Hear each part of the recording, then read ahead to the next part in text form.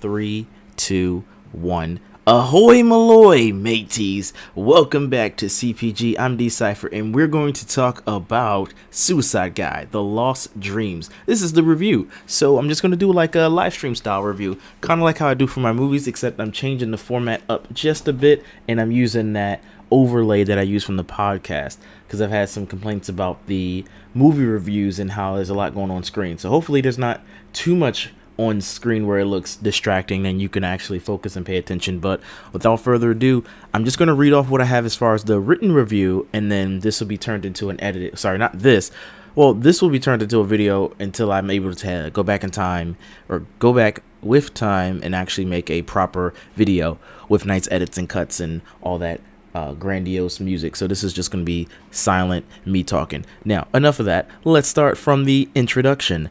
Suicide Guy, The Lost Dreams is an unconventional and offbeat title that dares to tread new grounds, or go at least where few games have gone before. It offers a unique blend of, puzzle solving, platforming, first person platforming. So, that's some tricky stuff. I was having some troubles with some of those jumps, but it is a fun game nonetheless. It's developed and published by Chubby Pixel, and it takes gamers on a delightfully bizarre journey where, logic is not the answer. Sometimes it's just whimsy. Sometimes you gotta just have some fun. Visually, the game is a treat to the eyes. It is very bright and vibrant and cutesy.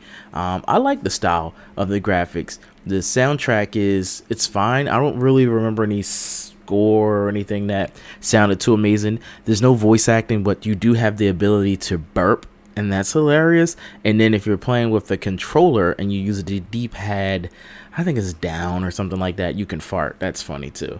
Like I said, as far as controls, I was using gamepad. You know me. If the game lets me use gamepad, I'm gonna go gamepad. And the controls are pretty easy. Like I said, just something about the jumps felt a little tricky. So you have to, when I'm trying to get to another platform, you'll see it a little bit in this mission or this level. You have to like jump and hit that corner and push up in order for Guy to climb up. And I was having a little bit of trickies with it, but I got through it, especially on the Godzilla level. That was probably my favorite level. But in watching this, you'll see that the twist to this game, if you've never played the first one and you're wondering, okay, Suicide Guy, what is this? So the levels, the only way to beat them is to, kill yourself. It's not about depression or anxiety or anything like that. It's just a clever way to end each puzzle. So it's funny and it's challenging, and you'll see I struggle with some of these puzzles, man. I was trying to figure it out to the point where I was getting stumped. But, it is what it is. It requires you to think, let's say, outside the box. So don't just try to think logic like, oh, okay, let me think logically. No, one of these challenges, I didn't know I had to push a certain thing, because I didn't even know you could push it. And I was sitting there pushing logs and all that. That's a little hint for you. But yeah, it was tricky, but it was fun and it's rewarding. The environments are pretty simple, but they look good. They're just not like heavily immersive. You can punch some things and jump on a lot of things, but that's about it. But I like the look of them, and I like the way it is. And it does give you a reason to explore. So when you're exploring, that helps you find those statues. I think on this video it'll show it too. I'm not clicking through the video, so you're probably just getting one video. I have a bunch of different B-roll, but you're only just getting the one thing because I'm over here in front of the mic trying to get as far away from my loud computer as possible. But like I said, the environments and exploration is fun because it'll make you choose an alternative path to try to find the statues. So I think overall this really met my expectations. It's like a treasure hunt, and some of the levels are callbacks to certain movies. Like, okay, I don't want to tell you some spoilers, but I'll say the Godzilla level, and that's probably my favorite one, and that's funny.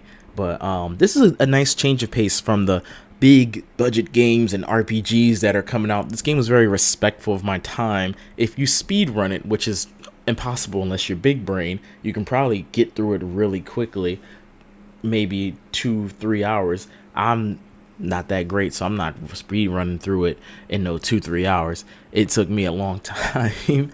But like I said, this is a nice break from the RPGs that last tens of hours and almost 100 hours in, and Starfield, stuff like that. So this is a nice fun. The puzzles are very witty, it's light, it's fun hearted. I think you should definitely play it. It's for me, I'm gonna say it's a must try. You definitely should. If you're a puzzle game fan and you like some humor and something unpredictable when you're playing. So I'm gonna give Suicide Guy, The Lost Dreams, 8 out of 10.